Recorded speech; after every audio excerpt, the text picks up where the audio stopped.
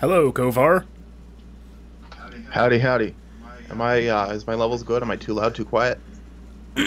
Well, actually, right now you're coming in on through the wrong speakers. So let me mess with that for a second.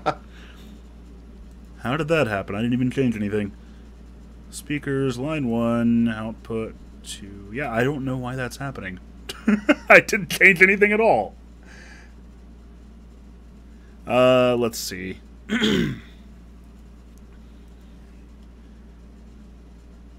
Speakers, line 1, microphone.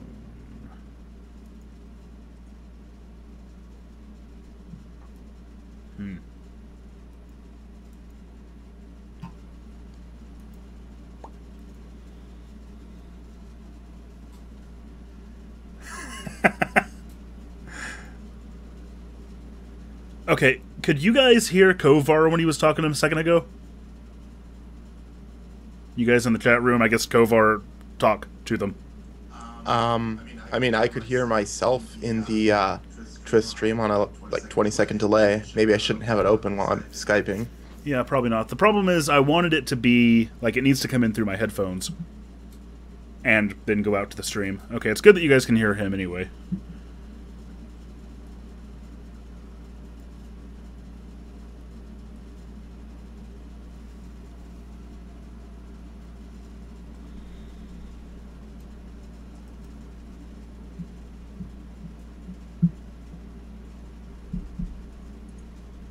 We will get to the Sonic soon enough.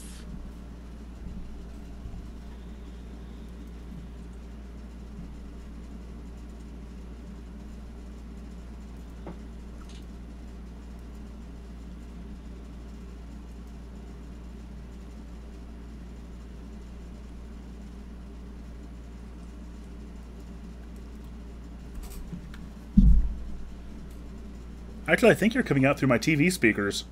For some reason. Really? I think. It's kind of hard to tell. They're right next to each other.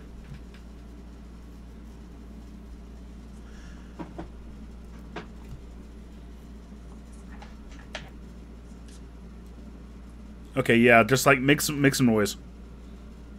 Noise. Okie dokie. Yeah, that's you are coming out through the TV speakers, and I have no idea why, because I never told it to do that.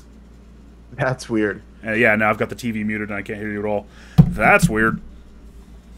VK Mies, however your name's pronounced. I would do a duck voice for you, but it's been too long since I watched DuckTales, and I can't even remember what Scrooge sounds like.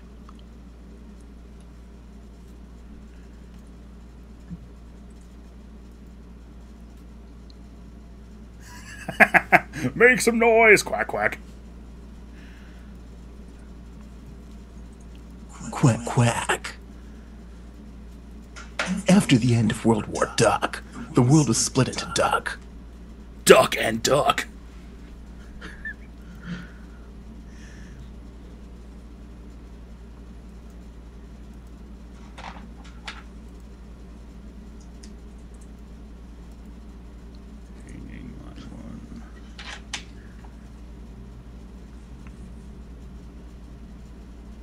There will definitely be caterpillars, yes.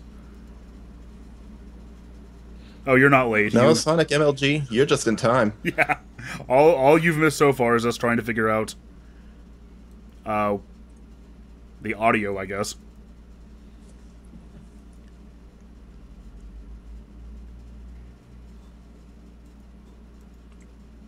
Is line 1 being forwarded to something else?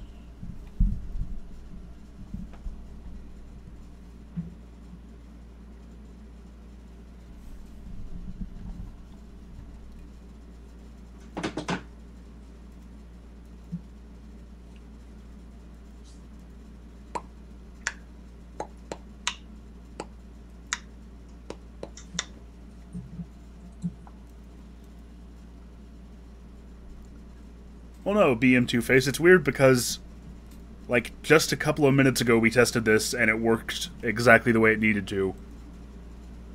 And now it's just not. And he didn't change anything. It just stopped. VK Mize wants to know what our favorite episodes of DuckTales are. I saw that show when I was like 10, so I don't have an opinion. Yeah, I didn't grow up with the Disney Channel. All we had in the house was Nickelodeon.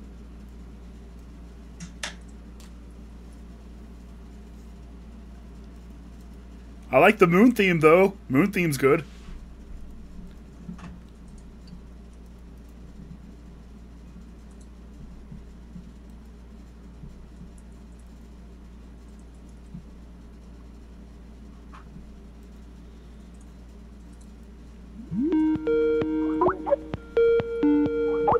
Okay, I'm guessing you guys heard that. That was just me hitting the test call button. But if I output it... Go ahead. I didn't hear the test call theme. Okay. I think if I switch into this, I don't think the stream's going to be able to hear you. But let me test it anyway. Okay, talk now. Okay, I can hear you, but can they hear you? Kovar just said talkie talkie. And I need to know if you guys can hear him. I don't know what the yaw is in response to. It might be response to great job in the Smash 4 video.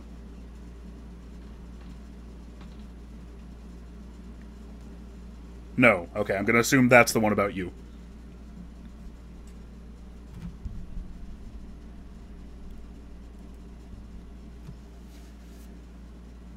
Wait, but you guys did hear the Skype ringtone? You heard the Skype ringtone, but you don't hear Kovar now? What is going on? That is very strange.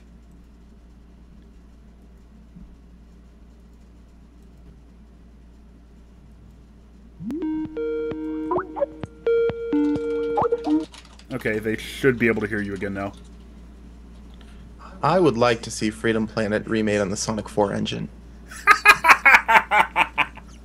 Yeah, why hasn't he done that yet?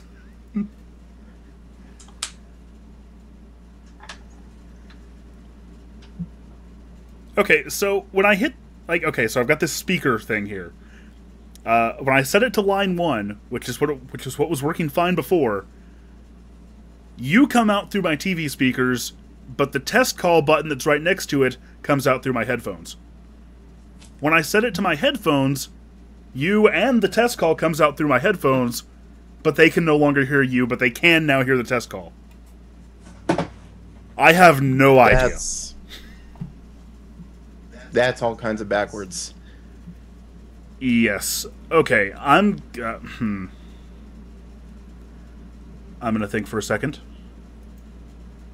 I'm gonna try setting the stereo, the Yeti mic as my default communications device. Okay, now talk. Talk, talk, talk. Speak, speak, speak. That didn't seem to change anything.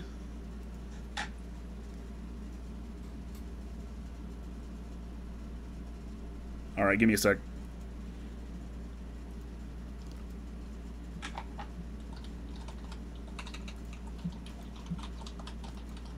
I don't know if they can hear you or not right now.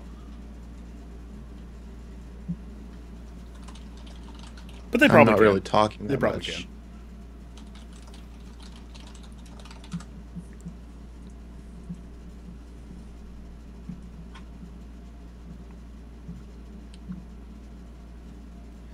I've got a blue Yeti. And by the way, I can't hear Kovar at all right now. But yeah, okay, good. You guys can. Well, as long as he can't hear me, I'm just going to interrupt him every time he talks.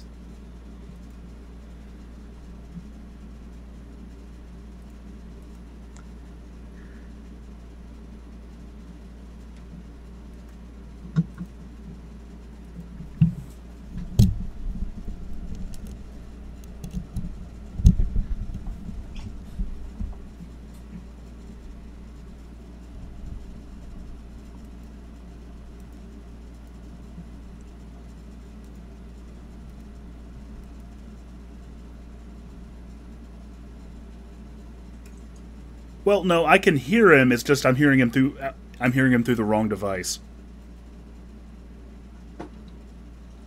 Okay, I don't think it'll make a difference, but try saying something now.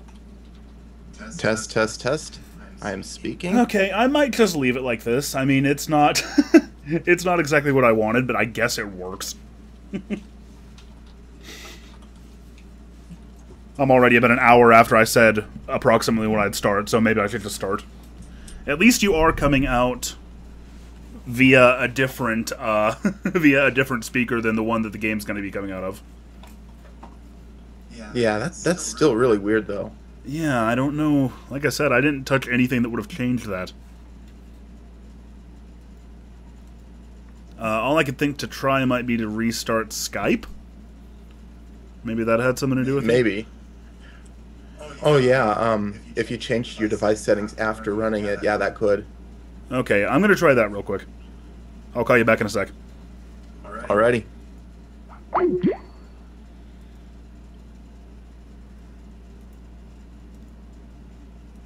It just wouldn't be a Geek Critique event without technical difficulties, would it? Okay, so sound. Yeti is set to the default communication. Line 1 is on. Mic is on. Let's make sure this is running.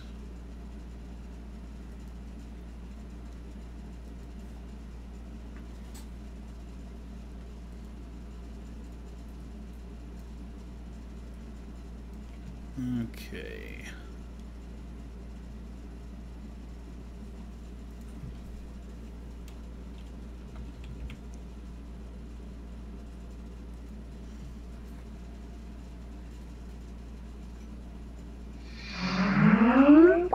Well, I definitely still heard that coming out of the TV. The Skype startup noise, that is.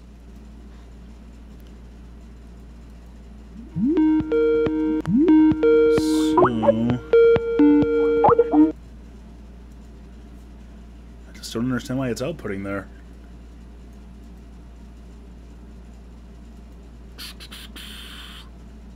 But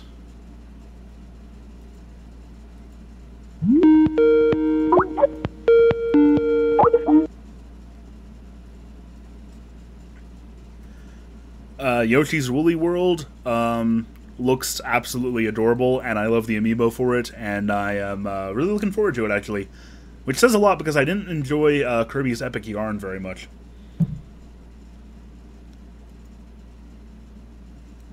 I don't think it had anything to do with XSplit. Okay, good that you guys are hearing the ringtone, I suppose.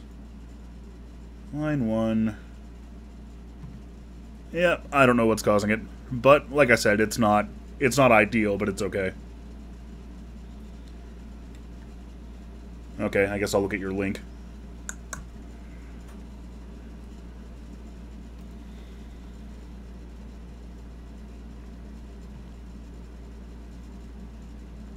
Skype should not be playing notifications on this device.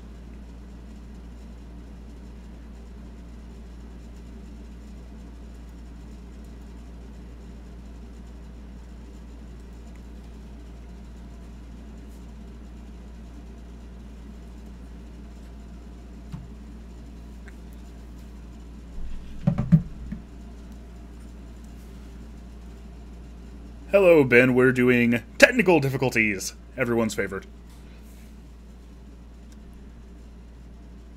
Okay, I'm looking over that link Kovar sent.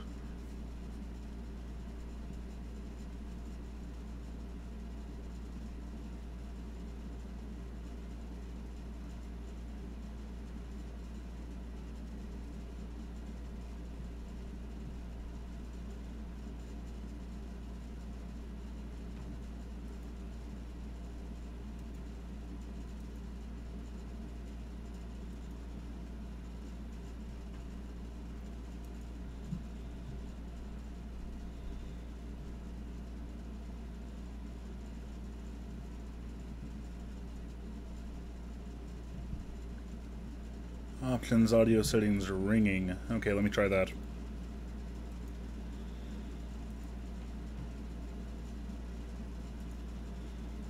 And... well, that's still coming out of the TV speakers. I think it has something to do with the audio repeater I'm using. That's outputting the virtual audio cable, and it's supposed to be outputting it to the Yeti microphone jack, but it appears to be outputting to the TV speakers instead, even though that's not what I said. That's not what it's set to do. Let me try ringing the Yeti mic, if I switch to that.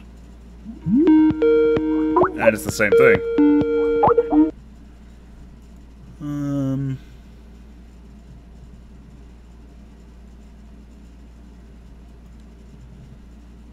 So yeah, I don't think that's going to do it. Let me click on Show Advanced Options.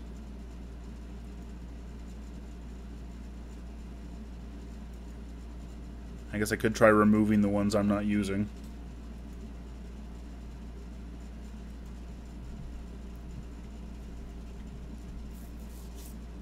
It's a program called Virtual Audio Cable. It's an audio repeater. I used to use it when I actually got it back when we were doing the Let's Plays, and me and Kaylin both had our own pair of headphones. I would use it to output both of our headphone streams into one audio stream. But like I said, it was when we tested it earlier, it was working exactly like it's supposed to. And now it just isn't.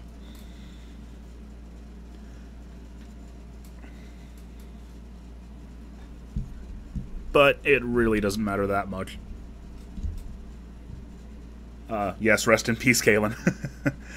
So long as you guys, so long as I can hear the Skype calls, so long as you guys can hear the Skype calls, and so long as we're not getting like a weird echo effect, I think everything will be fine.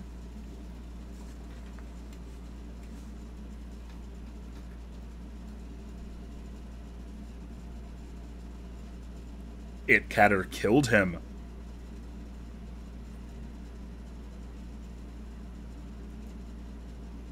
Alright, so let's just do this.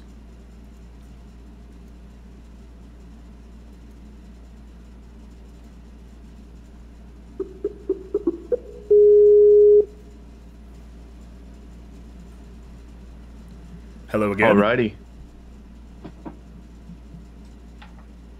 Am I still coming out of your TV speakers? You are still coming out of my TV speakers, yes. Oh, whatever works, I guess. Yeah, like I said, as long as I can hear you, as long as they can hear you, and as long as there's not a weird echo effect. Like, try talking pretty loudly and see if they can hear you, and see if that's bad. How loud, loud? Like normal loud? Or like loud, loud? That makes me clip. I don't like doing that. Yeah. Okay, so could you guys hear like him being, like his echo coming out of my TV? Wait for the lag to catch up. Alright, he sounds good. Well, I guess that works. Perfect. Well, good enough perfect. Good enough perfect. Not ideal, but hey, it'll work. Alright then, let me get my everything. Yeah, BM2 face, that's because my mic is not set up as well as it could be. I have the gain turned up a little bit and I'm a little too close, but whatever, it's not a big deal. I'm not going to be that loud most of the time. Exactly. Okay, so I'm just gonna let the demo run for a second while I explain this. For Kovar, I'm not outputting any video to him, so he's still gonna be a little bit behind. But that's okay because I guess, I mean, the main point of the Skype call-ins is to give me somebody just to like bounce off of, I guess, and also to keep me updated on what's going on in the chat. Like, it's not like we're playing against each other, and the Skype call-ins don't need to react live to what's going on, I don't guess. I'm not even just going to be a little behind. I'm going to probably be more behind than the chat, because I'm watching your video on the stream, plus I got that extra 20-second delay. Ah, yeah. This is something that I can work out eventually if I keep streaming. I'm sure there's ways around this. But for now, I think this is a pretty good setup. Alright, beyond that, the other thing that's going on, you might notice all the scrolly shenanigans going on at the top of the screen there. This is, of course, a fundraising marathon so I decided to add a little something to each game. Basically, each game is going to have its own sort of bonus goal. And basically what Kovar and I, well, really, he's the one who did the math, so blame him for this.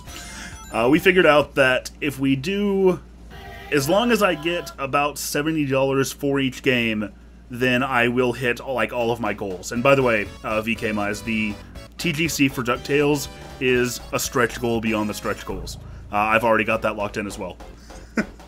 But yeah, if on the off chance that we can manage to get $70 during each playthrough of each game, then we'll get all the way to the Sonic Boom tier once you factor in the Patreon.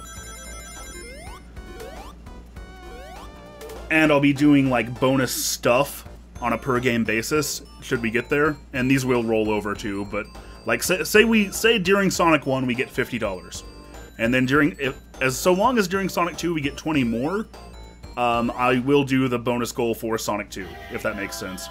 But ideally we want to be hitting these like for each one, ideally.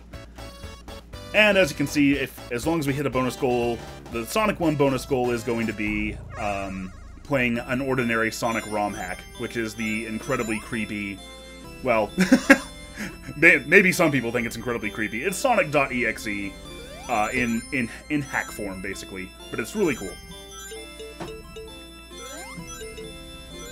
Because that's what makes the world go around, is creepypastas. Yes.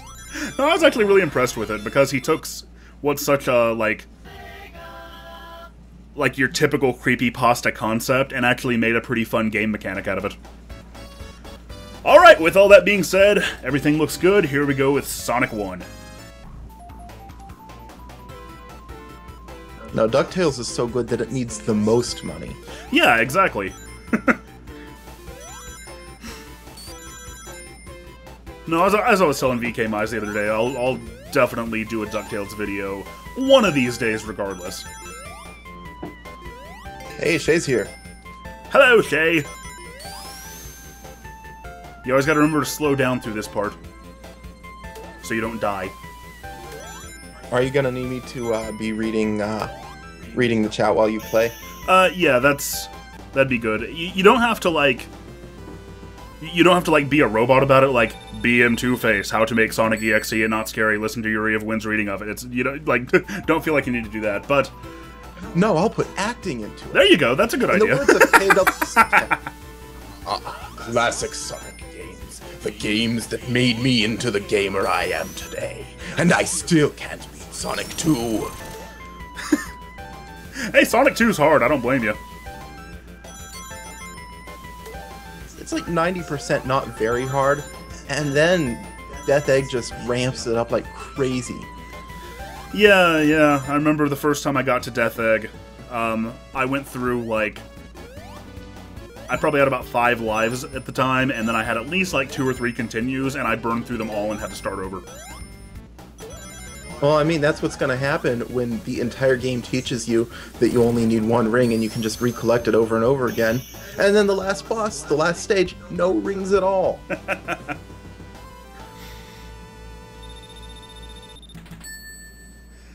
Sonic 2 wasn't the first game I ever played, but it was the first game I ever owned. I don't know why I'm telling you guys this. If you've watched my content, you know this.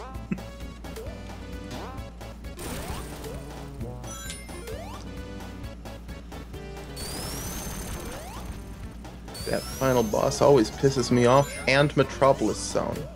Metropolis Zone pisses you off? Why? Metropolis Zone is great. I don't like Metropolis Zone.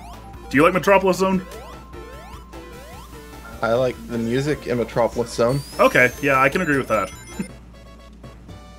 The music's Until fine. I get tired of it because it goes on so long. Yeah. It's the predecessor to Marble Garden, in a way. Oh, you feel like Marble Garden goes on too long? I feel like I frequently run out of time in Marble Garden. In Act 1, anyway. Yeah, I don't know. I kind of have this, like... I remember Games Brain talked about how much of a problem the overly complex levels in Sonic 3 are. I'm kind of blind to that at this point, because I played the game so much. Like, every level is just such a breeze. But I do remember frequently running out of time, most often in Carnival Night Act 2. I can definitely see running out of time in Carnival Night Act 2. But we'll get to the barrel eventually. Speaking of marble Now, stages, here's a horrible one. Do you know what this stage we're about to do? This actually was the bane of my existence back in 2006. What was? The one you're doing right now, Marble Zone. Yeah? Because in 2006, I had only one real way most of the time of playing Sonic 1 because I never got to use a TV because everyone else was always using it. So I was always playing the Game Boy Advance version. Oh god, I'm so sorry. Yeah, it was not fun. And this stage is virtually unplayable. Well, what stage Like, isn't not only- virtually unplayable in that version? Well, it doesn't just have the slowdown and the physics problems. It also, the lava at the bottom, I can't remember which act it's in, that chases you. Yeah, I think that's an It Act 2. triggers wrong. It triggers at the wrong time, and the spikes that get in the way trigger at the wrong time. And the bad physics makes it really hard to jump over those spikes, so I died in that same place like 50 times that I never had trouble with on any other system. Did you, since it was your only way to play at the time, did you ever actually beat the Game Boy Advance version? Oh, hell no. Oh god. I like that. I like how, even though it was the only way you could play it, you still never completed it. I can't blame you though, I've never beaten it either. One of these days I'm gonna beat it. I'm gonna do like a full Let's Play on YouTube or something, just to prove it can be done. Well, we talked about this, during the birthday stream a couple days ago. If we get, I guess I talked about DuckTales being one of the stretch goals beyond the stretch goals. The one after DuckTales is going to be for a full stream. Like, I will actually stream it until I complete it, of the Game Boy Advance version of Sonic 1. Sriracha Gerard, your question, he's gonna do the Sonic.exe hack if we raise $70 during Sonic 1. Exactly. Which, if you keep playing this fast, it might be difficult to raise that much. Well, see, that's kind of the problem, isn't it? let me just slow down here. Let me not play through Sonic games quickly. You just need to be crappy at it, that's all. Yeah, this is the part I mean. Yeah. Yeah, you're not that far behind me then. Because I was only on the swinging platform sections directly after that. Okay. Another thing I usually do in these streams is keep track of how many deaths I have throughout all the games. That would be hard if you were playing the Game Boy Advance version. Well, I'd probably get a game over if I was playing the Game Boy Advance version.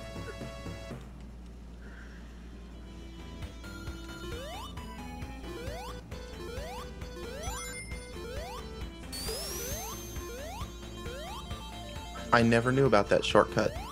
Or that hidden room. I don't usually go into the hidden room unless I just fail to make that jump. But yeah, Ben Woodring was talking about, he knows a lot more Sonic 1 shortcuts than I do. Of all the Genesis games and the Sega CD game as well, Sonic 1 is by far the one that I'm the worst at. Just because I haven't played it nearly as much as the others. Going for the high score this time. Yeah, points are really the main goal of this game. I mean, why else would they be so prominent at the top of the screen there? Well, and they're the only thing that's measured in hundreds and thousands in this game. Obviously, that's how it works. Bigger numbers mean it's more important. That's kind of a very like a retro gaming thing, like staple at this point is these gigantic score numbers that don't mean anything.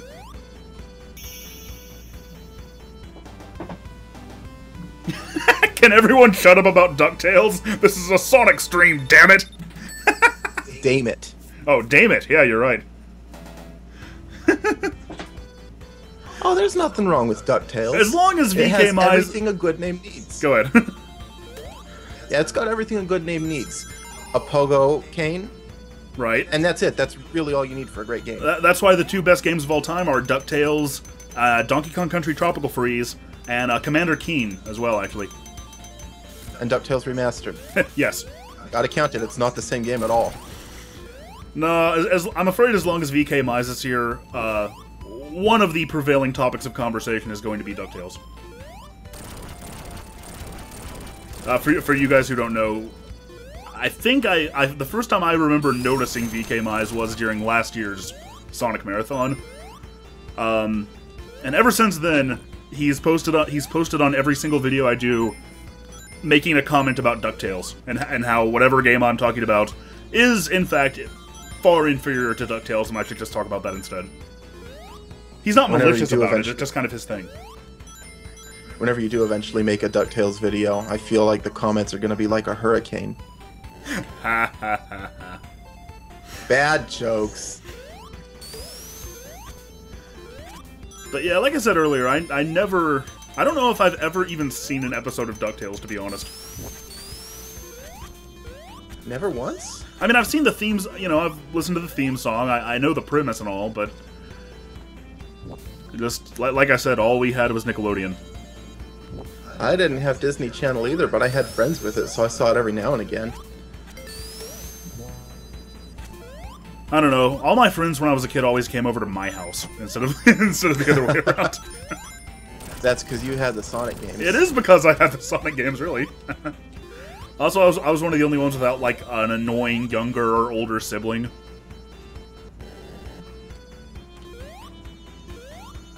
The best part is when someone's parents are like, you can go over to your friend's house, but you need to take your little sister with you. Oh god. I'm glad I never had to experience that.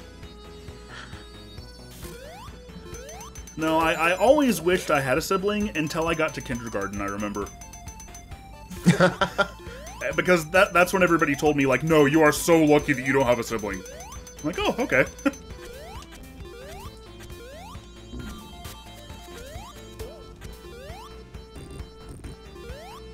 Wow, the stream is closer to what we're playing, or we're talking than I thought. The stream is only like 5 seconds behind us. Really?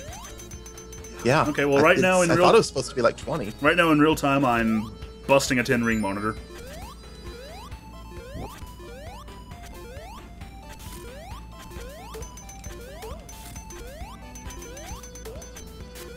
I don't know where that's going to end up for you guys. 16 seconds. Okay. Yeah, that's not bad at all. There's an option I noticed I think it's in the Twitch options that lets you bring it a whole lot closer to real time, but it uses a lot more bandwidth. But that's good if like you're running a stream where direct, quick audience participation is important. I'm surprised they allow that, because I could see a lot of potential for abuse with games like Counter-Strike. What do you mean? I mean, if it's a lot quicker, the audience can give information onto... if 2 people are both playing Counter-Strike on opposite teams, that is, it could be used for abuse. Yeah. That would be a problem.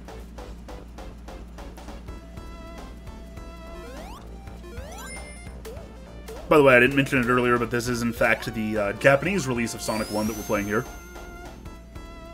You could tell by the parallax in backgrounds. Yep.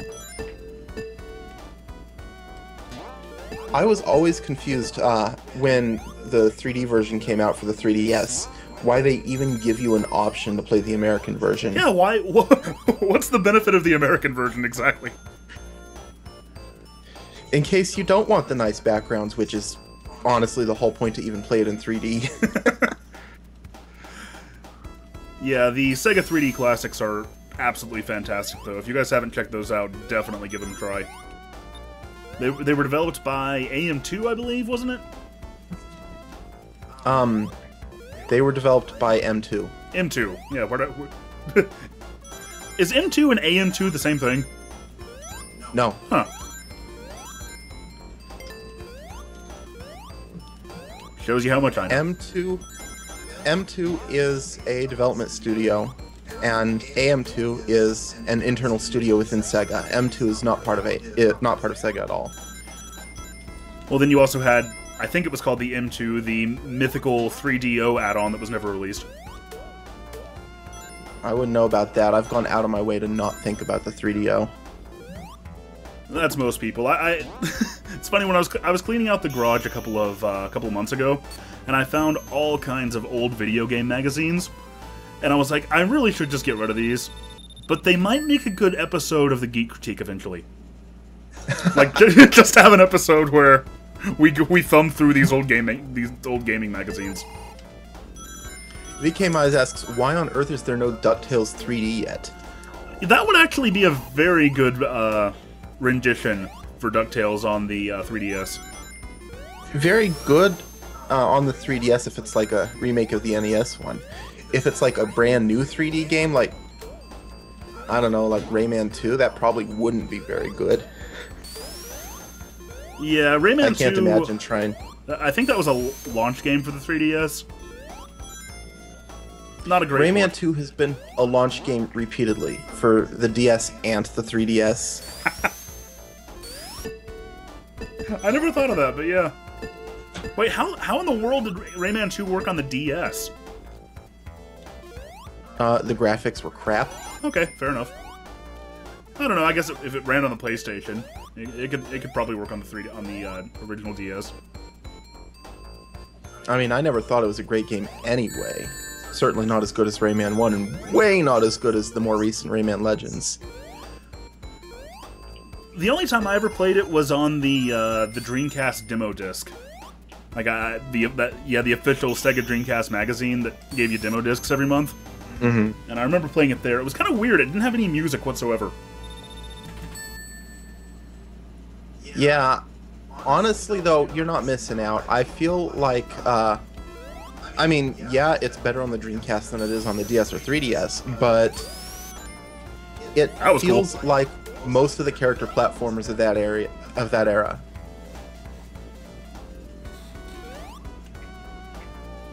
I died trying to do that the last time I played this on June 23rd, but it actually worked out for me that time.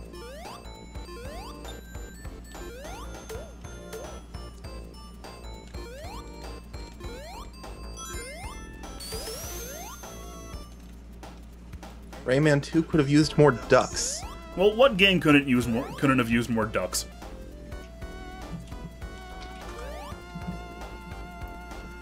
I mean, you could put a duck bill on Rayman. I want to see that fan art now. Sonic 1 could have used less of these blocky platforming sections. Spring Yard Zone in particular, like zero of these. Like the reason I love Spring Yard Zone for the most part, but those blocky up and down platforms is just like, let me just waste your time for a while. Oh, my favorite thing about these, and it's a problem on every release, is if you time your jumps just wrong, then you can get crushed by blocks that are moving apart from each other. Mm-hmm. Like, that's something I would expect from the GBA version, but it's even in the Genesis version.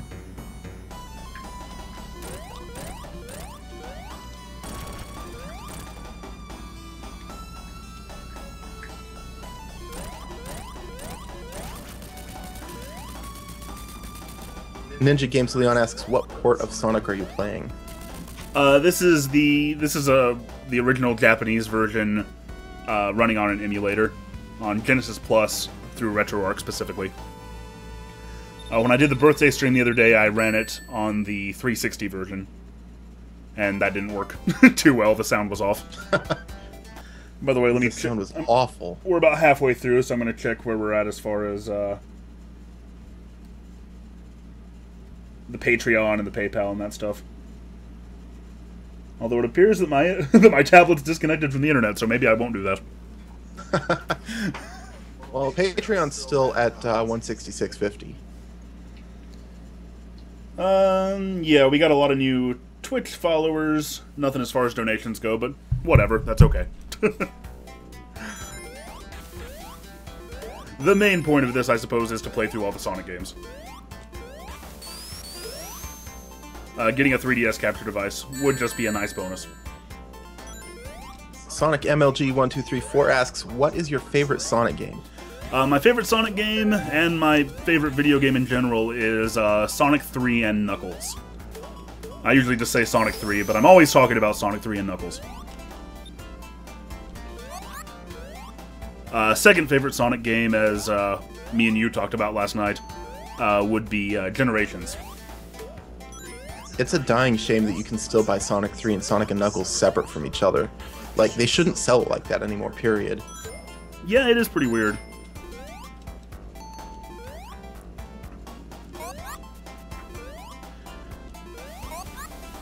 And, like, people still think there's, like, I still have to explain to people all the time why Sonic 3 and Knuckles is basically, like, the definitive version of Sonic 3. Like, why it's okay to just call it Sonic 3.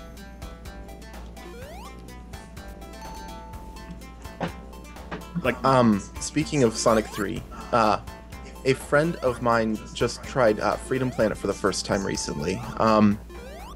And he said something that made me so mad. He said, it's like Sonic 3, but good. oh, God, really?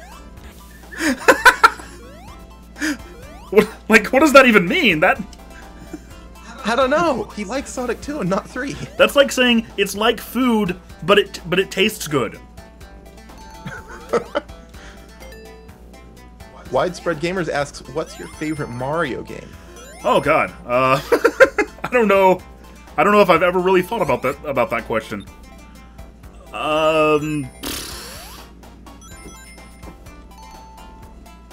The first one that comes to mind, I guess, is Super Mario World. So maybe I'll say that one. I don't know. Mario is actually a series that I'm rather looking forward to doing a series of videos on.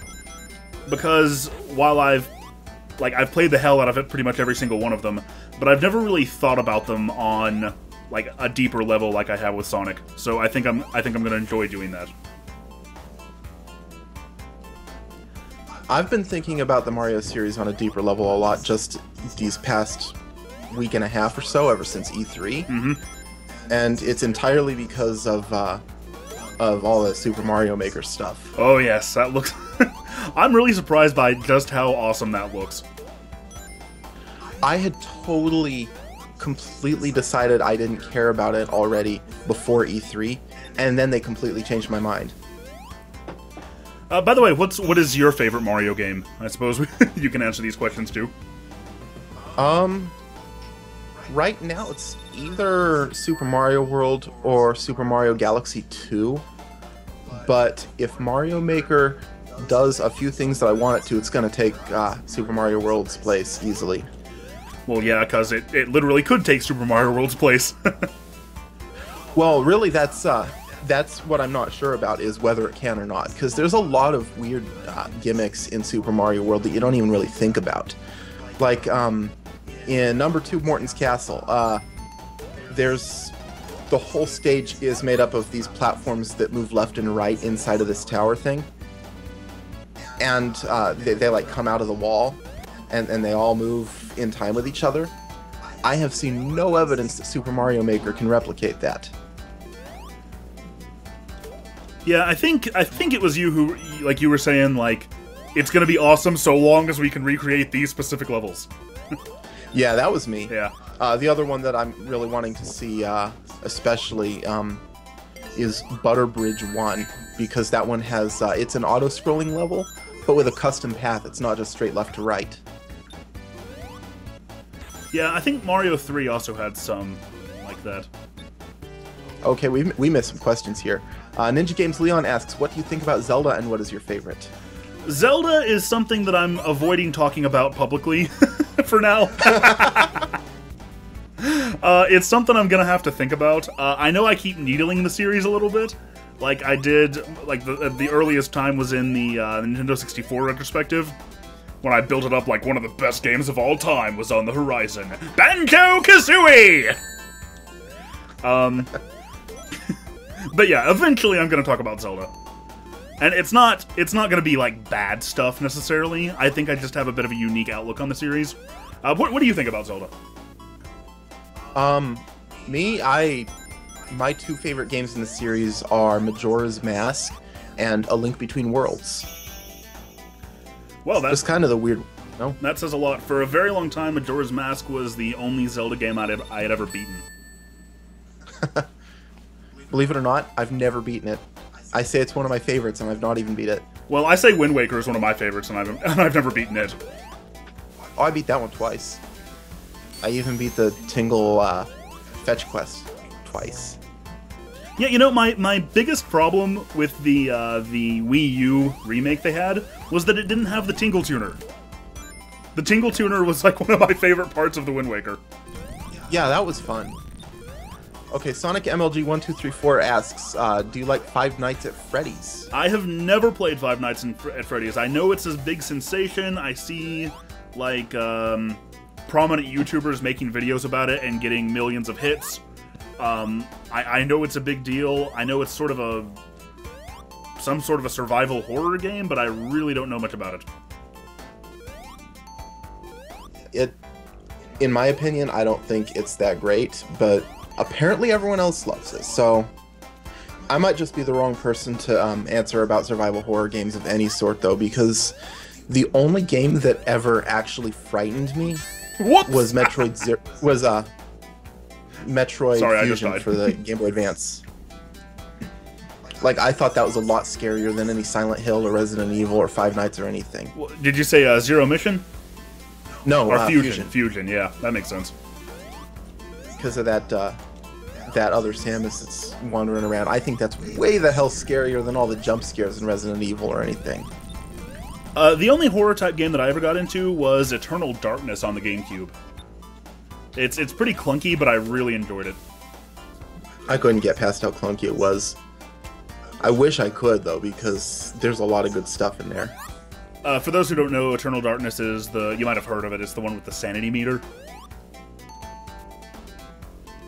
Like, every time you see a zombie, sanity meter goes down, and as it goes down more and more, like, you get, like, sanity effects. Like, you might walk into a room and you're walking on the ceiling, the music gets all creepy, blood starts coming out of the walls, and it extends to, like, more, like, meta sort of sanity effects as well. Like, the game will appear to reset, the volume on your TV will appear to go down, stuff like that. It was really cool at the time.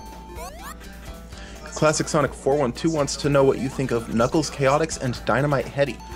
Well, I talked about Knuckles Chaotix in the Sonic wrap-up last year, but basically, it looks good. It had a really interesting mechanic, but the primary thing that really brings it down is the level design. The level design just is not even remotely where it needs to be. It's boring and repetitive and feels like it was copy and pasted most of the game. Dustin VG Master wants to know, what are your thoughts on Battletoads on a scale of from 1 to 10? How warty must one get to play it? Well, before that, I didn't mention Dynamite Headdy either. Dynamite Headdy is a game that I sort of missed in its heyday. I remember a magazine, like, I read an issue of Game Players, going back to the old gaming magazines, that was like, gee, this is a much better mascot than Sonic. Sega should just use Dynamite Headdy as a mascot. Yeah, look how that worked out. And I was like, well, this game must suck, screw this. Playing it now, or I guess not now, but more recently, it's incredibly difficult. And I haven't really been able to get past that. I understand the Japanese version is... the Japanese version, oddly enough, is much easier, from what I've read, so maybe I need to try that one. As for Battletoads, okay. Battletoads was a little bit before my time, actually. Just because, you know, I got a Genesis in '94, I got a Super Nintendo... So I didn't really have an NES until the NES was pretty much dead. Never actually owned it as a kid. I've played it through emulators since then, but it's very difficult. On a scale of 1 to 10, you need to be 11. You need to be extremely worried to play that game. Okay, Shay says, Knuckles Chaotix level design is the sound of a fart. Indeed. And what else? VM2Face asks, "What's your favorite Metroid game?" My favorite Metroid game is very easy. It's Super Metroid. Super Metroid. Yeah, that is easy. Super Metroid is actually the only Metroid I have beaten, but I've beaten it like 3 or 4 times. I have Metroid. I've tried multiple times over the years to get into Metroid Prime. It's not that I don't enjoy playing it, it's that when I'm not playing it, I don't have any incentive to go back and play it some more. I did get it on the Metroid Prime trilogy on the Wii U from the eShop. And, I mean, I played it for like 9 hours straight, and then I haven't touched it again since then. Yeah, Prime is amazing, but Super Metroid is truly perfect. If you do not get this amazing new generation of Super Metroid madness, you are stupid. You reference gaming in the Clinton years all the time, I've noticed. Yeah, it's one of my favorite things. It is pretty hilarious. VK Mize wants Super Metroid, but with ducks. VK Mize wants any game, like insert the game title here, but with ducks, and he wants it. Well, I don't know about ducks, but there is what's that game called? Hatoful Boyfriend. That might be up his alley. A pigeon dating simulator. Yeah, I see Definitive Dubs asks if the drowning music scared me as a kid, and yeah, of course it did. But I always kind of laugh now when I see people who haven't played Sonic in like 20 years talking about, "Oh my god, the drowning music is so scary." I'm like, no, it isn't. It's but when the drowning music starts, it's scary if you're 8. It's scary when you're 8. But like when the drowning music starts, you've still got like 20 more seconds or something like that to find an air bubble or get out of the water. So I think it's just there to distract you. Really slow. What's that? It counts down from 5, but that's the slowest 5 seconds in the world. You got a lot of time. Yeah, it's like 5, 5, 5, 5, 4, 4, 4, 4. So. Dustin VG Master asks, "How do you feel about Bubsy? Great game or greatest game?" Greatest game, clearly. Yeah, there's a George Wood thing. You know, I never actually played Bubsy. I don't think I ever actually played it either. I played that weird art version that came out online last year. Or maybe it's 2 years ago now. Where, like, Bubsy ends up going to hell. Well, that was lucky. I think the one with a, what was it, Taco Bell in it? Yeah, I think so. What scares me more than the drowning music is progressing with 0 rings. That's oh my gosh. That's a lot more intense. Sonic MLG 1234 asks, also, have you played Sonic Runners now that it's out, and what do you think if you have? Still haven't played it yet. I did read the retro review of it that was posted. I think Gene from Sonic Retro wrote that. It's kind of sad that this appears to be, like, our big Sonic team game, you know? Yeah. I played it a little bit, and I was not satisfied with it because I was actually running into performance issues. And admittedly, that's partly because my phone's from 2012. Right. But I still feel like it's got technical issues that it doesn't even matter if it's a good game. It's difficult to play like that.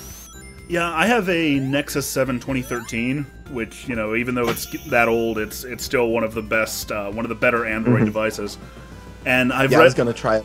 I've read people having performance issues with it there too, but the big thing the retro review talked about was sort of comparing it to Rayman Jungle Run, which is a $2.99 game that has a very similar concept. The thing is, apparently Runners is very, very into this this whole freemium model. So it constantly, like, it only gives you 3 lives.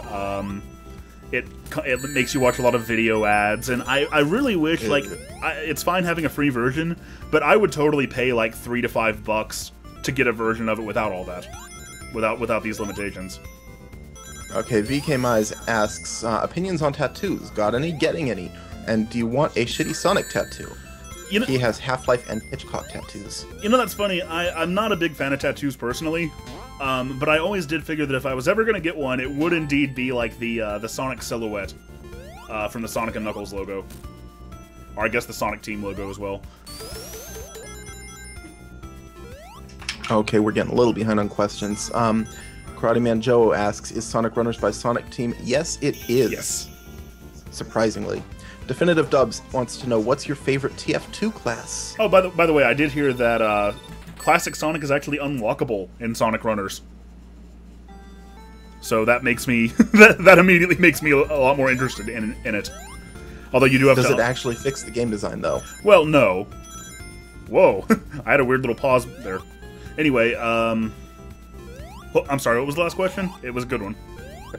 What's your favorite TF2 class? Oh, Scout, of course. Blue Scout specifically. Oh, Scout is really great if you want to annoy people. Need a dispenser here! Need a dispenser here! Oh yeah, over and over again. TF2 was my most played game for a period of about like 2 or 3 years. From like 2008 until about 2011. Really probably until about the time that Generations came out. Shay says, if I ever got a tattoo, it would be a picture of my face, so if anybody needed to know what I looked like, I could show them. Friedrich wants to know, what do you think of Shovel Knight? Shovel Knight, again, that's that's yet another game that I haven't been able to play yet. I don't know, I kind of feel like I'm behind on stuff. I know me and you were talking a little bit about this last night, but like, so much of the time that I used to spend playing new games, and admittedly replaying Sonic games over and over and over again, is now spent working on the Geek Critique, so I'm kind of... I'm kind of behind on some of these big new releases, but everything I've seen of Shovel Knight indicates to me that I will probably love it whenever I do play it. I have been telling myself that I will buy Shovel Knight when it goes on sale for probably like $11 or less. And every time I see it below that price, that's right after I've had some sort of major financial crisis and can't afford to buy games at all. So I have not played it yet myself. If I was going to get it, I would definitely get the PC version, of course. Although if I liked it, I'd probably get the 3DS version as well. Linobro asks, do you think it's finally time for Sonic to step away from Nintendo platforms? I serenely think it's time, he says. Well, the big exclusivity deal with Nintendo certainly didn't turn out well, did it? I think the reason they made that deal was because, like, you look at the sales figures for Sonic Generations, which, of course, other than the 3DS version, did not come out on Nintendo platform. Like, Sonic has historically always sold really, really well. Like, much better on Nintendo than it did on Sony or Microsoft. But that hasn't panned out with this, and that's a lot of that's down to just the Wii U not not being even remotely the sensation that the Wii was. Well, go ahead. Between the Wii U not having the same market share and also the fact that the game was crap, either one of those alone I think would not have been enough to ruin that game financially, but both of them together. Well, when I was talking about it, I was thinking more of Sonic Lost World, which I consider a mediocre game. It's not a crap game. It's got some good points. Oh yeah, I was thinking Boom. But yeah, Boom especially. Boom once again has has done serious damage to the Sonic brand in general. And really, really should have just not been released. They would have been much better off canceling it. Or delaying it, of course. That would have been ideal. But either way. As far as Sonic getting away from Nintendo-only platforms, I say yeah. I say, I really hope that the next big Sonic game, comes out on PC, mainly. That's the main thing I'd like to see. I'm happy to see Sonic games that are 3DS exclusive, because a lot of times those are faster, lower-budget games that wouldn't be on a console anyway, so it's either 3DS or mobile, and Sonic Runners has proven that we don't want mobile Sonic games. Yeah. I do like the slightly redesigned modern Sonic they've got in Sonic Runners, though. He looks a little bit... Oh yeah, the art's great. He looks a little bit more classically styled. His spines are a little bit shorter. I think that looks really good. Sonic MLG asks, do you like Minecraft? I do like Minecraft. It's another game I used to play a lot of. I was in that stage for a while where I would like play Minecraft for like 6 straight hours. Me and Kalen and Lennon, who some of you guys might know from being in like one Geek Critique Let's Play video one time. Oh, and he was on the stream. He was on the stream last year too. In any case, the three of us used to play in our own worlds quite a bit. And I was at that stage where I'd play it for 6 hours. I'd get ready to go to bed. I'd lay down, and then I would just come up with like, oh, that'd be a cool thing to build, and then I would have to get up and build it right then. I don't play Minecraft much these days though. I'm really behind. Like, I know it has horses now. I feel like if I ever got back into it, I'd have a lot to catch up on. Oh, it's a completely different game than it used to be. Yeah. I remember in, like, I guess 2011, late 2010, I was playing for 7-8 hours a night. Yeah, that's about the time I was doing it too. That was after a good 2 or 3 hours of Left 4 Dead 2. And... Bill's here! There wasn't that much in the game back then compared to now. And even though I do still play it somewhat regularly, it's so hard to, if you've been playing it for that long, to ever become accustomed to the new stuff. I've never gotten the hang of enchantments or potions even. That's about the time I stopped. That's about the time I got out of it. I remember, like, I did at one time understand enchantments and potions and all that stuff. Like, I remember we had in our base, we had like areas and like stuff set up specifically for that stuff. But yeah, I never really got very far past that. Okay, Definitive Dubs wants to know, are you a kid or a squid? Both. Frequently. I've been playing a ton of Splatoon the past couple of weeks. Did you hear about the DLC that they're going to be bringing to Japan this August that may or may not make it to the US, and they haven't announced anything? I don't know if I did or not. It's a costume based on the Squid Girl franchise. On the what franchise? Oh, the Squid Girl franchise, right. Yeah, I think I did hear about that. But I don't really know what Squid Girl is, so it didn't make much of an impression. Oh, it's an anime. It used to be on Netflix. I watched every episode of it. I feel like nobody else did. That's why they took it off. Definitive Dubs is insisting that I must choose. By the way, I've paused the game because I'm going to check my email. He says I must choose between being a kid or a squid. If pressed, I suppose I would be a squid. Okay, what else do we have? Friedrich wants to know, do you have the new 3DS? I do have the new 3DS, yeah. The 3DS is amazing. I've always enjoyed, like I know a lot of people hate 3D, and I understand that because for some people, you know, it like makes them sick or it hurts their eyes, but I've always really liked 3D. And the new 3DS actually makes the 3DS's 3D completely palatable. Like, I'll play with it on all the time now. Which I didn't always do that with the older model 3DS. But yeah, I consider the new 3DS to be probably the best handheld Nintendo's ever made. Oh yeah, easily. At least from a hardware standpoint. We can talk about from a game standpoint, but yeah, there's a good argument to be made there too. We got the best Fire Emblem game they've made. That's good enough for me. Yeah. It's Kino asks, did you ever play the 3DS Sonic 1 remake? Yeah, we were talking about that earlier, the 3D Genesis Classics version.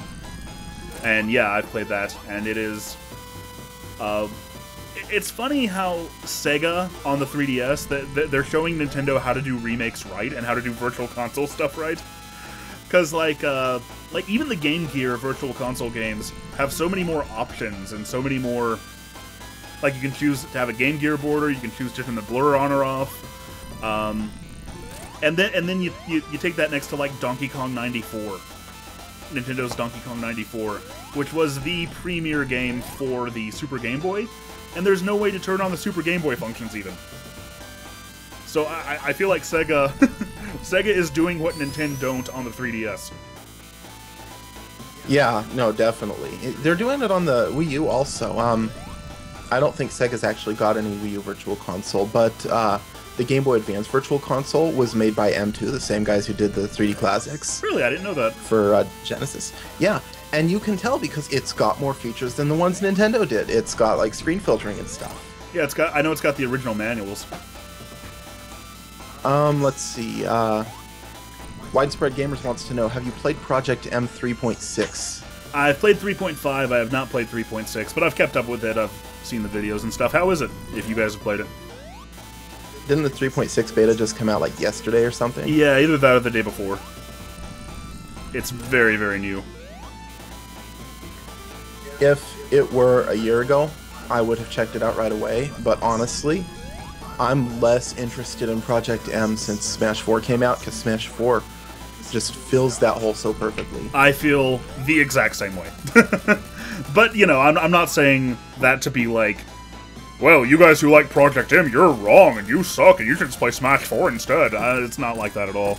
I understand that those games are, like, targeting very different aspects of the Smash community. But I feel like, for me, Smash 4, like I said in the video, is exactly what I wanted a Smash Brothers game to be. And hey, by the way, finished Sonic 1.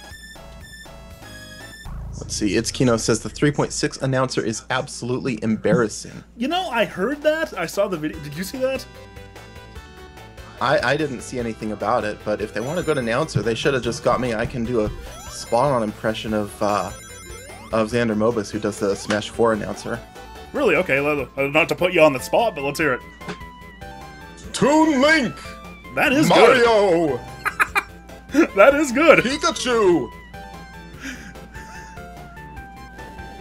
One of the first things I checked when I got the DLC that came out a few weeks ago, I checked to see if Xander Morbus used if they used a different take for the Koopa Kid Roy versus the Fire Emblem character Roy, and they did. Yeah, I saw that too. That was I thought that was something funny. I checked immediately. About what I was saying, the Project M 3.6 announcer, I listened to it and I don't hate it. It's very different, but he's kind of more casual sounding. He's not like Sonic. He's more like Sonic, Diddy Kong, Peach. I see why people have a problem with it. I guess it's just maybe it's because I read the comments thread before I listened to it, so I was expecting it to be much worse than it was. You know. Okay, Sorachi Jirachi asks, have you ever tried any of the other 3D classics besides Sonic, such as Space Harrier, Outrun, and Fantasy Zone? Yeah, I also have, you didn't mention the one that I do have, I also have Streets of Rage. And I've often thought about picking up, Fantasy Zone, in particular. Or no, I'm sorry, not Fantasy Zone, Space Harrier. I was trying to... You can see why I got that one confused. Yeah. I first played Space Harrier at the U Arcade in Shenmue. And so you know, welcome to the Fantasy Zone. That voice clip. I actually, the 3D classic that got my most time was Echo the Dolphin, mostly because I never played it before that. I have both of the Echo games on the Sega CD, and I think that's partly what's kept me away from it, from the 3D Classics versions, because the music in the Sega CD versions is sort of what I associate with the series. Mm-hmm. And I know it's not going to have that on 3D Classics, but either way. Okay, speaking of Sega CD, we've got two somewhat relevant questions. One, Sonic CD or Sonic 2 next? Sonic CD next. Even though Sega now considers it to be a prequel to Sonic 4 for some reason. In my opinion... No, we don't talk about that. In my opinion, Sonic CD comes after Sonic 1. And Sonic MLG1234 asks, do you like Sonic CD on the Sega CD or the remake, and which is better? I like both of them, but the remake is better. By the way... That's an easy question. Taxman's version, I can't think of any disadvantages to it at all. I guess the physics are a little bit different. So if you're like really used to the Sega CD version... I do remember when it was announced that Tails would be playable, there were like two people on Sonic Retro who were like, this completely ruins the artistic vision of Sonic CD.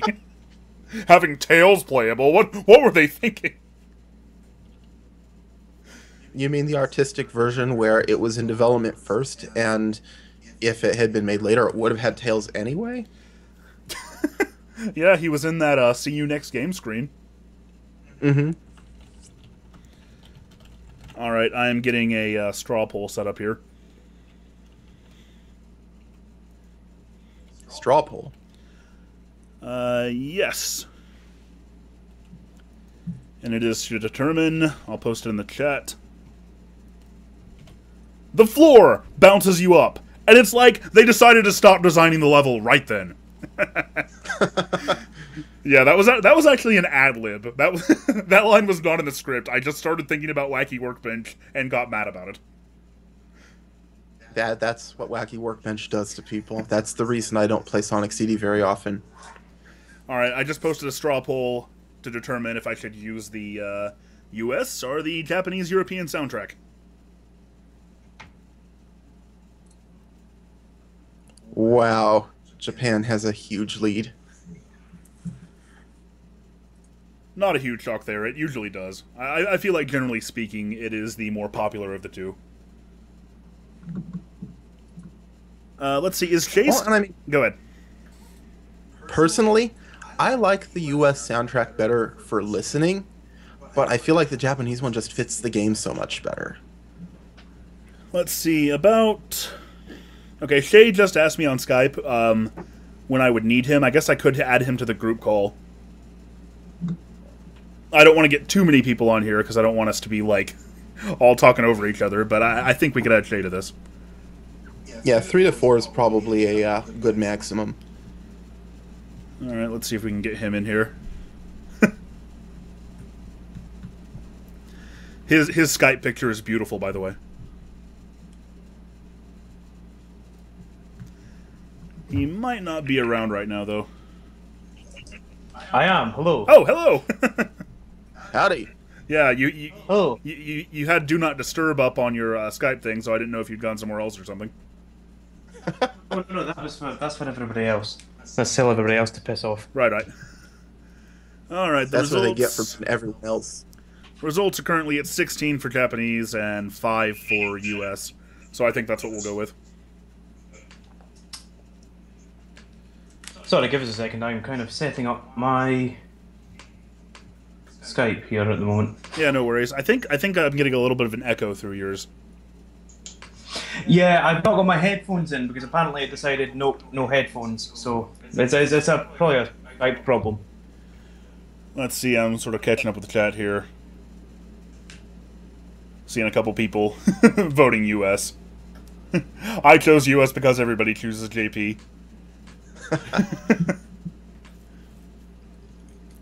There we go. Is that any better? Yeah, that sounds great. Yeah, that's clear. Perfect. Hello. I've got a chat up, so I'm just going to sit in and do nothing basically. Alright, somebody asked what the current donation totals are. Let's see. Oh, Keenan Walden just, Keenan Walden, thank you. You just pledged $1 to the Patreon. So that brings us up from $166.50 to $167.50. And I guess we'll count that toward the Sonic CD bonus goal. So only 69 more to go, and I'll reveal what the Sonic CD bonus goal is going to be in a second. Actually need to change the text up here. Karate Man Joe wants to know, are you done with your geek critiques for Donkey Kong, or are you going to do videos for the games after 64? If so, are you skipping to DKCR or doing the games in between? The games in between will all come... Actually, my next... Hang on, let me make sure it's going to be my next video. Okay, I might do a pretty short, like, what is Shenmue video, just because that campaign's going on. But my next real geek critique video will be about the buyout era of Donkey Kong. And that'll cover everything released from DK64 until Returns. After that, I'll take a break from Donkey Kong and probably come back to it next year. I'd say I won't be able to get to it till then, and that's when I'll do Returns and Tropical Freeze, and hopefully a third game in the Retro Trilogy. That'd be nice. Listen, are you doing Donkey Konga? This is a very important question. I hate myself, but I am doing Donkey Konga. Yes. I know that whole soundtrack by heart to both of the games released in the U.S. Donkey Kong is a weird one though because they have different soundtracks by region. U.S. and Europe and Japan, all completely different. Yeah, I know. Really? I thought it was just between. Oh, because it would have been licensing problems, wouldn't it? Yeah. We got some really crappy covers of like Supergrass and everything, but we also got, for some reason, Lady Marmalade off the Moulin Rouge soundtrack. Yeah, you know, I looked at the European Donkey Konga soundtrack recently, and I was like, this is actually better than the US. At least there's more video game music in here. I liked Donkey Konga 2 though because it had much better covers than the first one, I thought. Like, it didn't even matter how good the choices were. The covers were so terrible in the first one. They were merely mediocre in the second one. I guess you could say they were only all right. That was a joke because one of the covers was All Right by Supergrass. I'll leave if you want me to leave. Okay, the bonus... Widespread Gamers, yes, that is Shay. Alright, the bonus goal... Oh, yes. Go ahead. No, sorry, you go first. Alright, well, I was just going to say I'm going to start playing Sonic CD here in just a few seconds.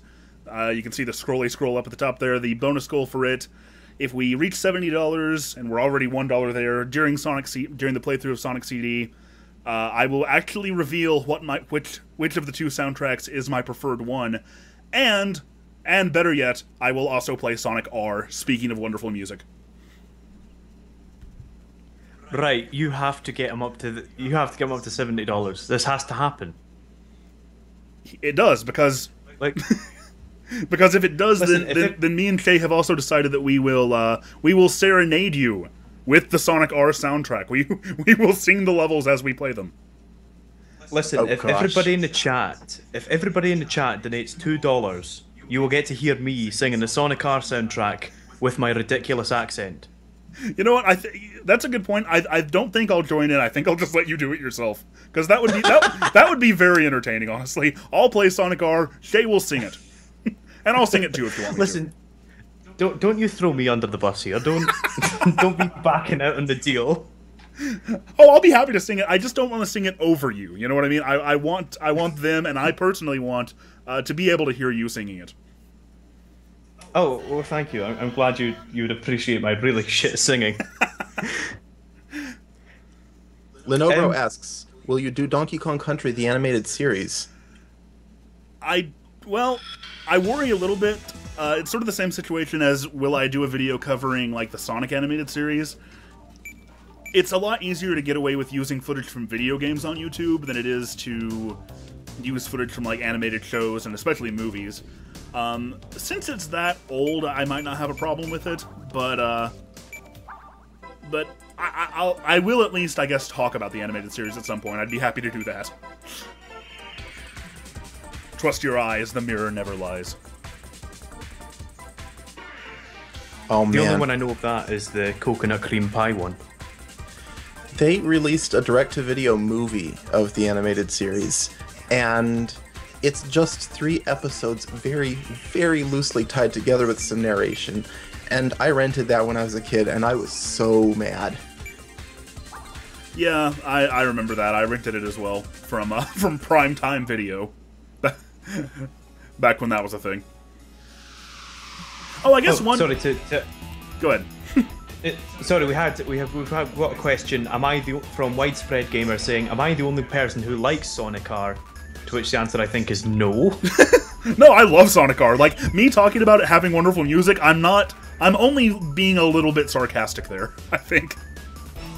It's got fantastic music. It's got Back in Time. It's like most of the songs are genuinely great. You know that, Yeah. like, people say, "Oh, why is this in a Sonic game?" But why isn't it in a Sonic game? What other music would they use? It wouldn't be nearly as memorable. Exactly. So, Sonic R is an incredible, like, I often call it a guilty pleasure. I'm not sure how guilty I actually feel about it.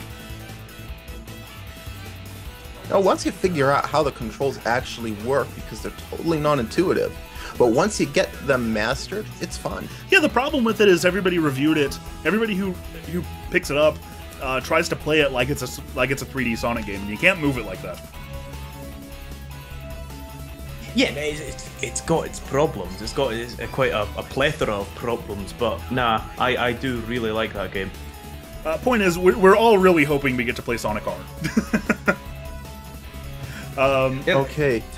It's Kino ran a straw poll of his own. Should Geek Critique stream a full playthrough of Sonic Shuffle? The votes are in. We've got 7 votes for yes and 1 vote for other yes. All right. Well, I think I could make that a bonus goal for like later in the stream. It wouldn't really be applicable right now, but maybe I could make that a bonus goal for like one of the adventure games or something. I haven't actually decided on all of them as of right now. We were talking during the birthday stream that I could just do like a marathon of Sonic R and see how long I could play it. And then I think one of you guys quipped that it would take me 24 hours just to get through a single level of it, or just to get through a single round of it, because of how excruciating the loading times are.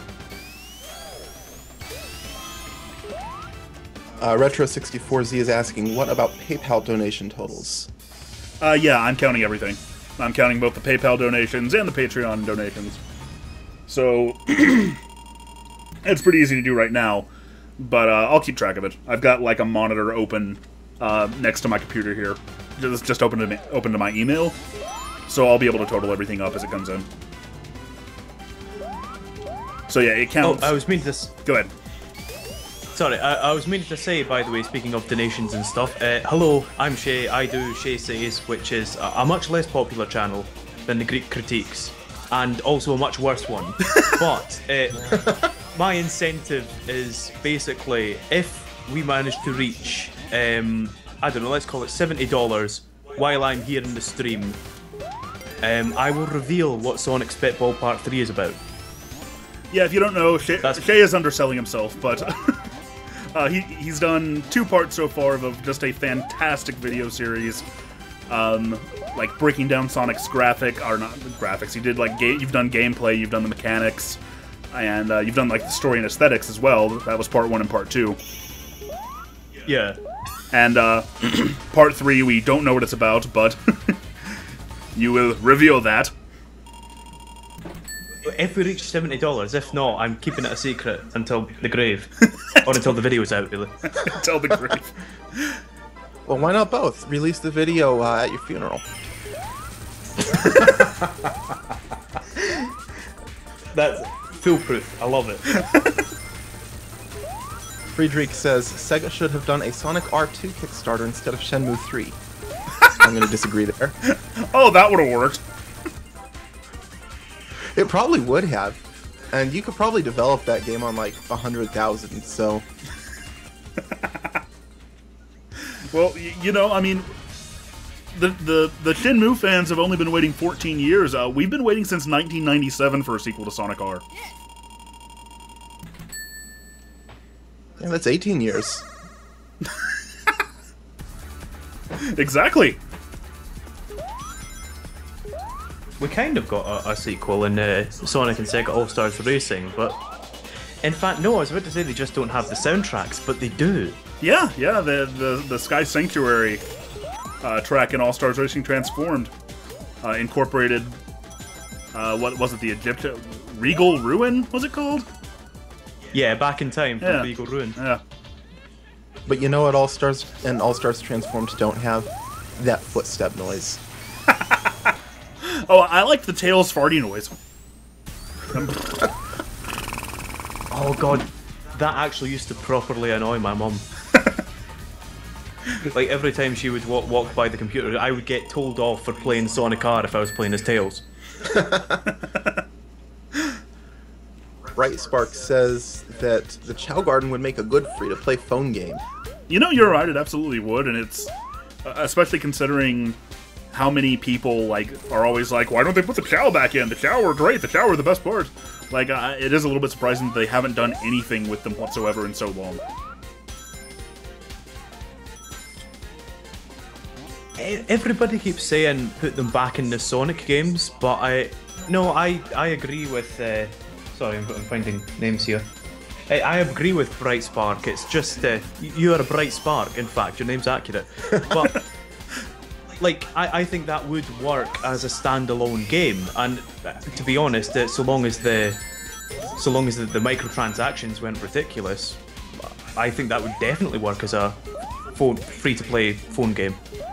Well, it's like Ubisoft had the right idea, taking the Rabbids out of the Rayman franchise and making them their own thing. And this could be the same thing. Yeah, that's sort of the same thing that I thought earlier. The Rayman Rabbids comparison. Sorry, I'm trying to do a Sonic CD's level design right now. Okay, BM2 Face asks, what is up with that Eggman theme? The one in Sonic CD, I guess. The work that flabby chest. Come on now. Well, I'm a big geek for this song. Can I be a big geek for this song? I don't know. Geek is not in your name. Okay. But go ahead. Can I be a big Scots wanker about this song? I'll allow it. It's that has so many samples in it. It's got "Work That Sucker to Death" by this really obscure little band called Xavier, which had Bootsy Collins from Parliament Funkadelic on the bass. It was also remixed a Bob Marley song, and there's one other that I used to know but I've forgotten because I guess I've learned real things in the meantime. You call yourself a geek. I'm ashamed of myself, frankly.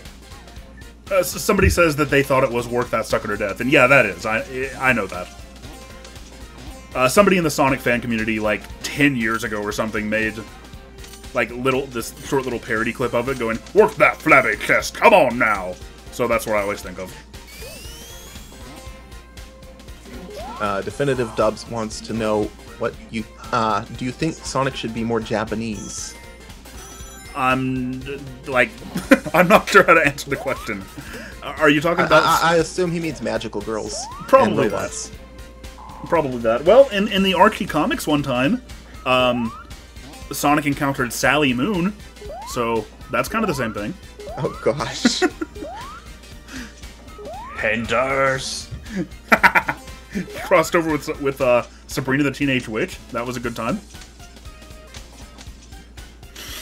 What we need is to just start using crappy Romaji spellings for everything. Sonica! No, I assume what he actually meant, I think, was sort of how Sonic CD has like a more, I guess, Japanese-focused aesthetic to it, I think. I assume that's what he's talking about. Whereas, like, you know, Sonic 2 was, of course, made in the US for one thing, and then, of course, nowadays you get to, like, Adventure 2 and more recent stuff that's very, very urban-based and very city-based, I guess. Oh man, Sonic Adventure 2 and it's San Francisco, that's not Japanese at all. That's not San Francisco, that's the city. And of course, this isn't a rice ball, this is a hamburger. No, in Pokemon they were always donuts. No, there was one time when they were hamburgers, I'm pretty sure.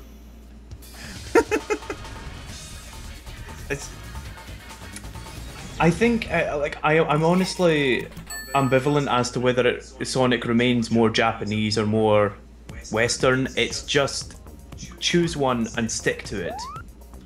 For me. Yeah, I mean that's that's the point of Sonic Spitball, basically. Choose something and stick to it. Yeah, I mean I really like CDs, like just how bizarre and out there it is, but yeah, I'm not sure how well that would work, considering this is the same game that gave us Wacky Workbench. Yeah, I think of an entire game of like CD's bizarre aesthetic, but in 3D. I don't know how well that would work, because I feel like some of the abstract imagery in it, like part of the reason it works at all is because it's just 2D. You can get away with a lot of weird crap in 2D. Yeah. Then again, I mean, if you're a Bubsy fan game, you can get away with a lot of weird crap in 3D. Bright Spark says, "Those are hot dogs."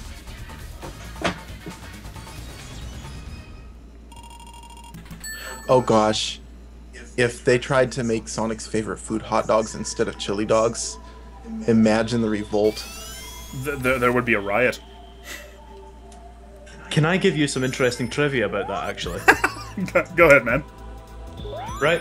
The first instance of Sonic ever having like a hot dog or a chili dog was in Sonic the Comic, one of the very early issues, written by Kick-Ass's Mark Miller, in which he ate 300 hamburgers and 400 hot dogs for breakfast. And that, like, I'm not sure where I remember reading this, but apparently that is like the first, like the origin of the whole chili dog thing. That was the first instance of Western Sonic ever having an affinity for chili dogs, even though they were hot dogs initially. So yeah, I don't know, that's the end of that article. Didn't Sonic the Comic follow the continuity that started with Sonic just being like a brown hedgehog and meeting Ovi Kintobor? Yeah, that's it what was, I and then he got all the because the Chaos Emeralds didn't have Chaos Energy; they had Evil Energy, and then he tried to use them to absorb all the evil energy on Mobius to make it a purely good place. Then he went to the fridge, got a rotten egg, and then tripped over a cable, and the machine exploded, and he got all the evil energy and an egg. That happened to me became. once. Oh, it's horrible. It happened. Yeah. Did you claim it off your insurance? No, I didn't think of it. Well, have I got a lawyer for you? But yeah, I actually did work for the Sonic the Comic Online. I did a few strips for them, and it's funny because I remember talking to the editor, and I was like, "Listen, mate, are we ever going to talk about the fact that Tails comes from Dungeons and Dragons, Swords and Sorcery Land?" Does he? Because he does. It is so bizarre. Like what do you mean? He carries a sword or what? Yes, he has a sword and armor when he goes home, but he writes letters home to his family, telling them that he's the hero and that Sonic's the sidekick.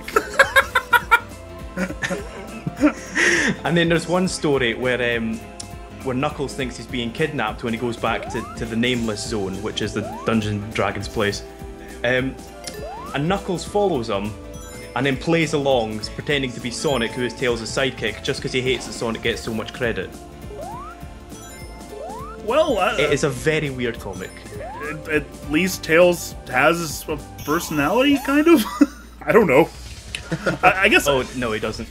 It's one of those that I don't know. It sounds. I bet it works better in execution than it sounds in concept. There's a lot of things that you hear and you're like, yeah, I don't know how well that would work. Like a blue hedgehog that runs fast and wears red sneakers. That sounds dumb, and it is, but it's also great.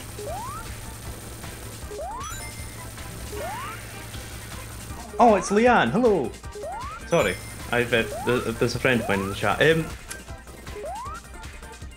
Yeah, I'll be honest with you. It's every time somebody turns like Definitive Dubs here is saying STC sucked. Like, I disagree, obviously, but I can absolutely see why you would say that. It is a very, very British thing, because it's like you kind of have to know like how British comics work. Because there's a lot of it that is basically based on like the most slapstick of children's comics. Right. Because it's written by the same guy that does them. Anyway, I'll stop peeking out at STC, sorry. It's okay, it's fine. It's interesting to me because it's not something that I personally know a whole lot about.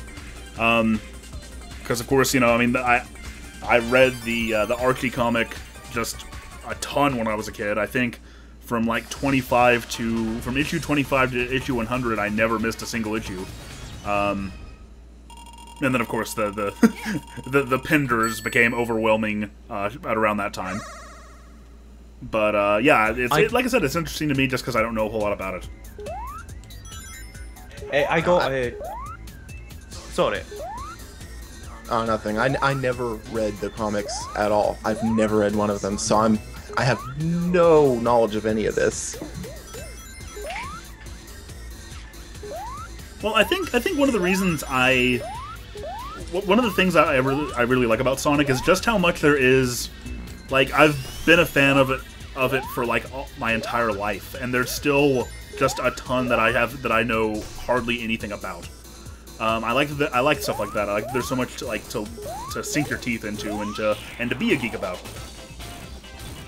Well, and they made him kind of a blank slate in some ways, and that's a good thing because he's like Mickey Mouse. They can have him do whatever they need him to do for that game or that movie or that comic or whatever. Oh, by the way, I saw in the chat a little while ago, like Dawn of the Third, like Dawn of the Third level, like 3 more stages remain until Wacky Workbench, and I thought that was hilarious. As we are getting dangerously close. Sorry, I do want to address something that Definitive Dubs is saying in the chat. Again, I'm not going to disagree that STC Sonic is a jerk, because he is, but there's a lot more to it than that. There's one thing that people love to bring up, which is one time when one of his friends says, "I want to leave the Freedom Fighters because it's too much for me now," and Sonic gets kind of cross with them. And the reason for that is that it's supposed to be that he's like, that's how he covers up emotion, basically. It's like, and at the end of it, they reconcile, and he's like, "Listen, I know, like, you know what I said earlier, I didn't mean it." And his friend's like, "No, it's okay, I am soft." And he's like, "Oh, we wouldn't have you any other way, mate." And you know, it's nice, but he is like, he does put on a really like arrogant front to try and like mask how nervous he is. It's like the Spider-Man principle, basically. Right. Anyway, sorry, that is me. I promise I won't. I'll shut up now. I'm sorry. It's like I said, man, it's perfectly fine. That's something that sort of bugs me when people, like, I have, like, friends in real life who hate, like, even if they like the Sonic games, they're like, Knuckles is a much better character than Sonic, because Sonic's just this arrogant asshole, and he's really annoying, and I'm like, yeah, but that's the character, that's what he's supposed to be. It's kind of similar to people, like, in Smash Brothers, who are like, "God, I can't stand to play against Sonic, he's such an annoying character to play against." And I'm like, yeah, but doesn't that fit the character? Isn't this how he always acts? And even a little bit of practice, he's not that hard to beat. He's fast, but he doesn't pack that much of a punch in Smash. Well, I think it mostly comes, like, from people playing maybe, like, one-on-one For Glory online, and due partly to the lag, like, it's very easy to just sort of, like, spin dash and spin shot and, like, basically, if all you do as a Sonic player is just spin, then you're easy to counter, but you're going to be very, very, very annoying. Especially given the lag. And if you're playing a character like Ganondorf, you're not going to have a chance with that lag. Oh yeah, I constantly see people like, how do I beat Sonic with Ganondorf? How do I beat Sonic with, like, Ness? Ness seems to have a lot of problem. Yeah. It's no problem for an offline game. No problem at all. But that lag, it completely changes it.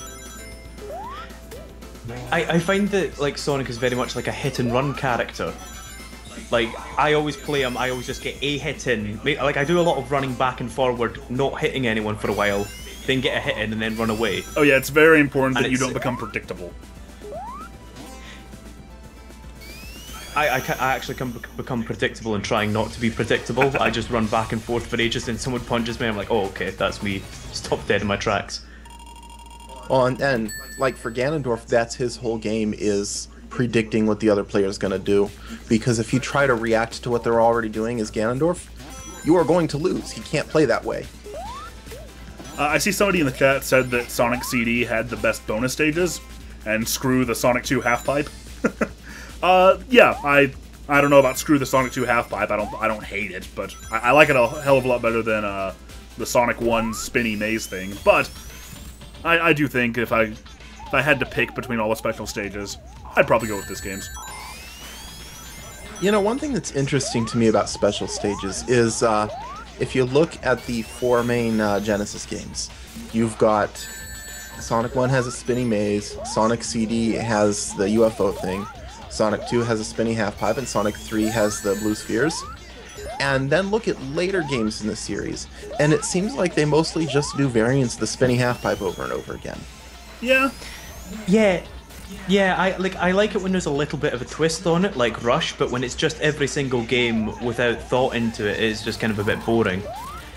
I don't like the half-pipe, as every time there's a turn or a twist, you can't see what's coming. Did you ever play the Saturn version of Sonic 3D Blast? Yes. I loved the special stages in that game. That's the best they ever did to Half-Pipe, I feel like. I absolutely agree with that. Do you know what I love about those stages? It's the fact that Sonic actually has physics. If you go down a hill and like go round it, he will go around the loop like naturally, Right. without splines. Yeah, And then on the other hand, you've got Heroes, which has the worst half pipe in the series. Oh, God. I guess it's a full pipe. It still sucks, though. Isn't there some trick where you can beat that, like, with no problems at all? Like some weird Which thing. game you was can this, sorry? do. In the Heroes special stages. Alright, the only thing I can think of is if you hold B, you'll do a continuous boost rather than having to keep tap B. Right. Everyone I know kept tapping B, and then I was like, what are you doing? You can just hold it and win. Alright, we're to Wacky Workbench, so I'm taking a check of the emails. We are currently at... I think I have a donation received, actually. Hang on a second. Okay, unpopular opinion time here. I legitimately like Wacky Workbench better than Quartz Quadrant. Ooh, that is an unpopular opinion. Explain yourself! Quartz Quadrant is one of the most difficult to navigate stages, and in my opinion has, I don't know, something about it. It likes kind of pinging you about without warning. Quartz Quadrant. Hang on a second, I'm trying to do math here. Yeah, no, the only level I do dislike in this game is Wacky Workbench. It's indefensible. Actually, my least favorite level in the game is probably Tidal Tempest, just because I think it is the worst water stage in any 2D Sonic game. Even worse than Labyrinth, really. Because in Tidal Tempest, it can be very difficult to predict where the water will and won't be, and the areas with water tend to be bigger and more open. In Labyrinth, there's a super straight set path most of the time, so while it can be a little difficult to navigate and super slow, there's a lot less risk, in my experience, of running out of air. Yeah, I can see what you're saying. Like, the thing about Tidal Tempest is it often has like bits where you will just get dragged around by the stream. Alright, I want to thank Keenan, who also made a PayPal donation of like $4.50, which has now brought us to a total of $172. I think that's right, because we were at $166.50 plus $5.50 more. Yeah. Thank you very much, Keenan. On Critique's behalf. Yes. Thank you very much. Well, thank you too, because you've brought us that much closer to enjoying Sonic R. Oh yeah, absolutely. Like, which I am going to comfort myself with as I play through Wacky Workbench here, with thoughts of Sonic R. The other thing about Wacky Workbench, and the biggest reason I don't mind it that much, is because if you platform just a little bit slower, it's not hard to stay low to the ground, because there's safe spots everywhere. You just need to slow down and think about it and basically play it like the rest of Sonic CD. slow down in a Sonic game. Oh, I know it sucks, but you beat the level faster that way. You know, I was thinking about that recently, actually. I was thinking to myself, am I just playing Wacky Workbench wrong? Which is a very real possibility. I'll give that a try next time I'm playing. Like, these platforms, like, that he's on now, at least that he's on in the stream, Oh, I'm on will them now. not get boosted on them. They will not bounce you to the top of the screen, so if you just wait for them to be where they need to be, and stay on the lowest ones you possibly can, you're never going to find yourself launched to the top and having to make your way back down. It's just a really weird design for a Sonic level, I suppose. Like, trying to stay on a low path as you can, and just the fact, like, I wouldn't mind it so much if the high path didn't so frequently just bring you to a dead end, you know? to a dead end, and a lot of platforms you can go through from underneath, but not from above, so you have to navigate your way back down really slowly. Yeah. Like, My major problem. go ahead. Sorry, my major problems with my two major problems with this level is one, you see those low ceilings that you have to pass under. Those are the bits that always kind of screw me up. And the other thing is those flashing lights in the background that hurt you. Yeah. Because these coils in the background just now, like, will damage Sonic if he gets hit while they're flashing.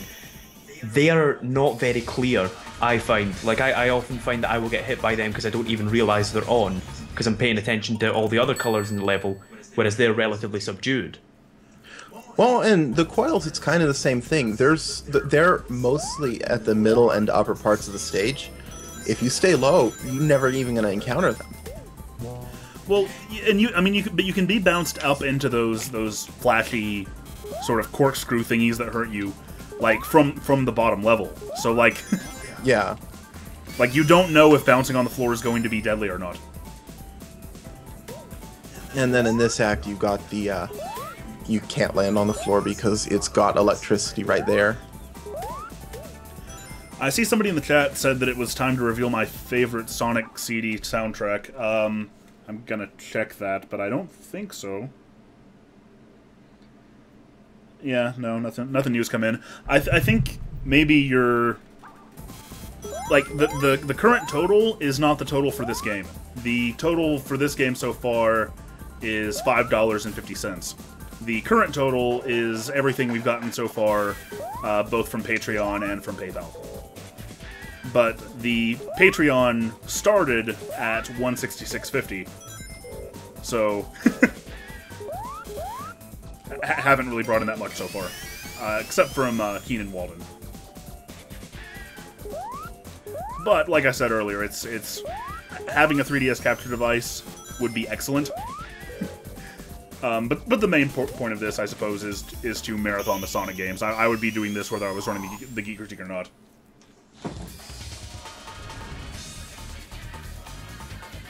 Well, that's the major thing. It doesn't matter now what happens. I will never... I'm sorry. I knew I'm you supposed were, to say something. Sing it. I knew where you were going with that before you even hit the second line. Yeah, me too. I didn't even mean that. It was originally meant, it doesn't matter like how much money you make, so long as you have fun. But then it was Sonic, and then I saw Sonic, and the primal part of my brain took over. Right. The primal part of your brain that includes Sonic Adventure lyrics. Yeah, I mean, like that's what the cavemen did, wasn't it? When they were running away from like T-Rexes and stuff, they just like started saying "gotta go fast" and then just zoomed away. I loved your imitation of Jason Griffith there.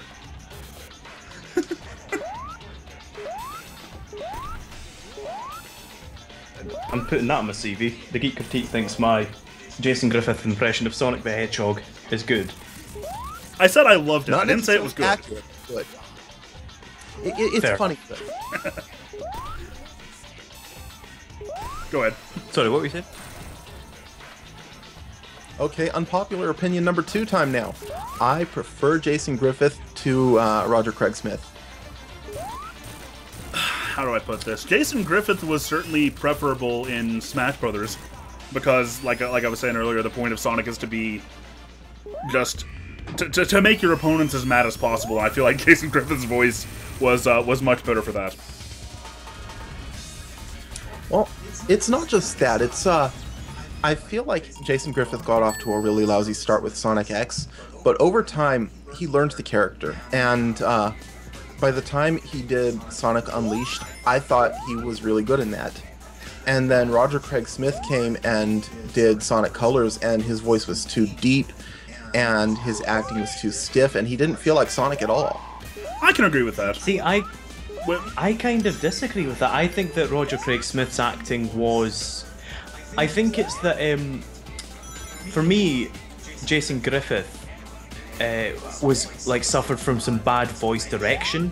Like, it was very much the 4Kids thing of emphasizing every syllable. Oh yeah, so Jason that Griffith. children understand. Jason Griffith was awful in Sonic X, and that was one of a couple of reasons I never got into that show. It was like that in Shadow as well. It's like, hey, Shadow, long time no see.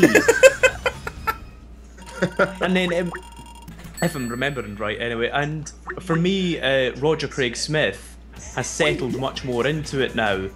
I think he suffered from a bad script, mostly in colours, because there's not much you can do with the line BBBE. That's true. Yeah. I don't know why they keep hiring those guys to write scripts, because Sonic Colors had an okay script at best, and Sonic Generations had an okay script. But they keep writing some really awkward stuff. Well, Sonic Generations didn't really have that much of a story to begin with. Let's face it, lines like "no copyright law in the universe is going to stop me," that's never going to be a natural line that fits in a Sonic game. No, see, honestly, I really liked that line, so... Oh, I did too. It was hilarious, but it was hilarious for the wrong reasons. It still felt out of place, and that's part of why I liked it. And to be clear, the part when I said I can agree with that a second ago, I was talking specifically about you talking about how Jason Griffith really grew into that role. I can definitely agree with that, because you compare... I think the place where I really noticed it, the place where I became like a fan of Jason Griffith, was probably the ending of Sonic and the Secret Rings, honestly.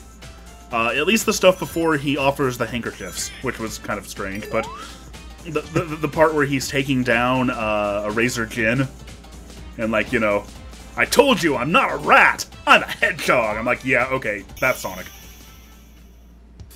Yeah, that's Sonic as hell. You know, it's not...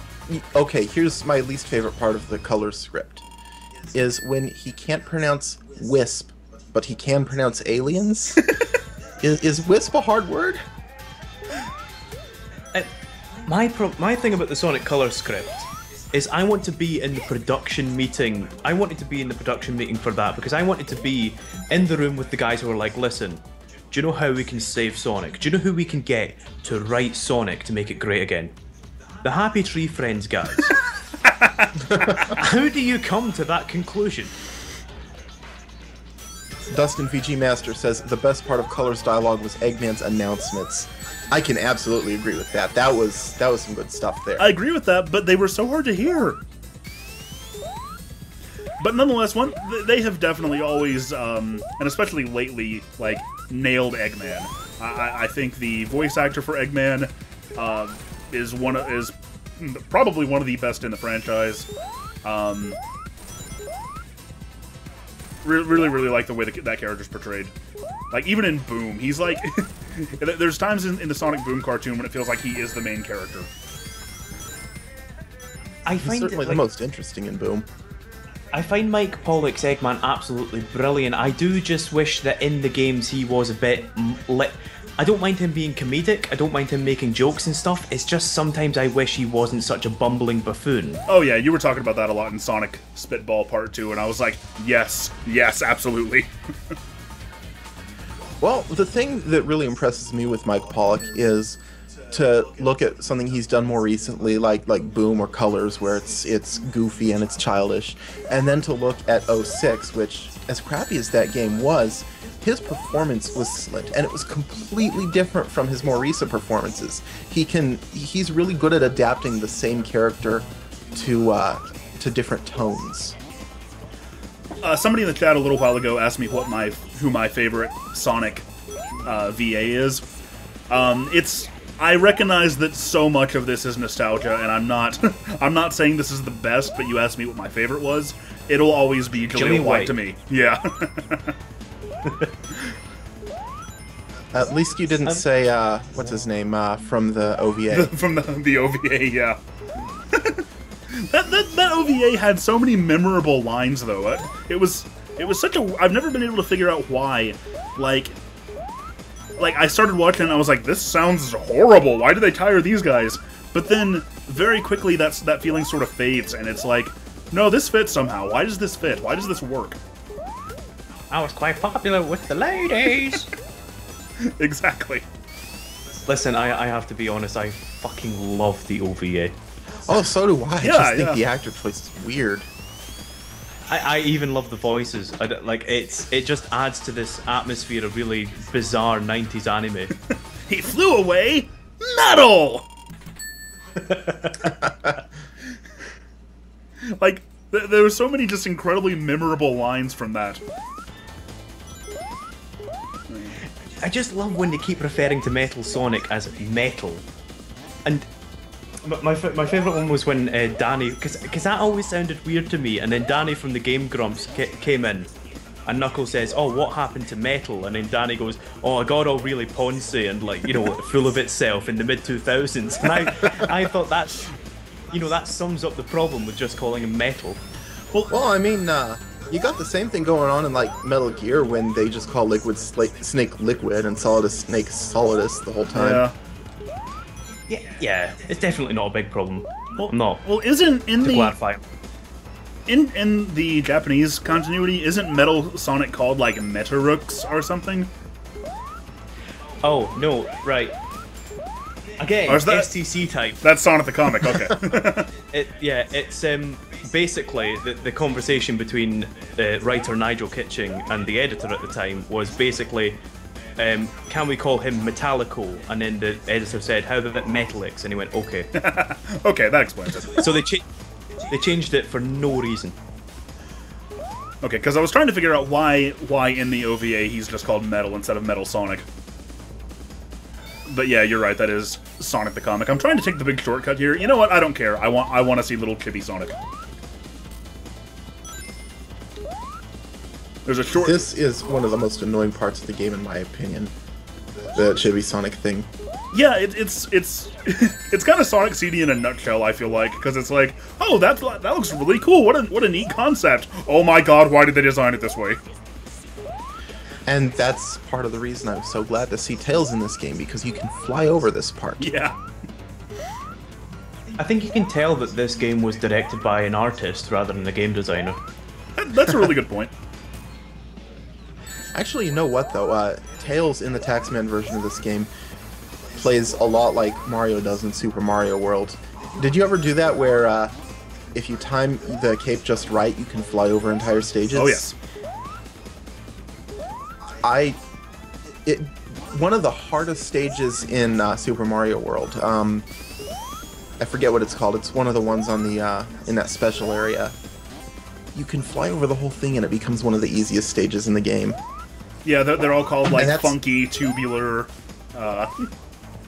radical stuff like that. The special zone, or I can't remember what that's called, but yeah, I know what you're talking about. Thing is, I don't know if that's necessarily a good thing or not. Like, Outrageous. outrageous. That's which one it was. I mean, in this game, it's obviously a flaw to be able to do that as Tails, and it's clear that it was never intended to be that way. But at the same time, with this stage, with the tiny thing, it's really nice anyway, and I would rather do that than do it the right way. Yeah. Yeah, I think if you have to rely on a shortcut or an exploit to make the game fun, I think that is a failure on the game's part. But at the same time, I have to admit there is a certain satisfaction in Mario World 2 just flying over some of the levels. Well, it takes practice, and that's part of it. Definitive Dub Yeah. says, I am Sonic. Click on me for help. That's an Omo Chow thing. No, that's a Sonic Schoolhouse thing. Oh, really? Yeah. Yeah, Sonic had... We were talking about weird Sonic voices, and Schoolhouse also had a weird one. I'm Oh, Sonic. was that the really high pitched? Yeah. I know which one you're on about now. Yeah. Definitive Dubs asks, Josh, do you like Some Call Me Johnny? Yeah, I like Some Call Me Johnny. Why not? Oh, darn. I don't often die there. But oh well. You know, I see people mention him on Retro all the time, and I've never watched one of his videos, not once. Been meaning to check him out, I keep forgetting.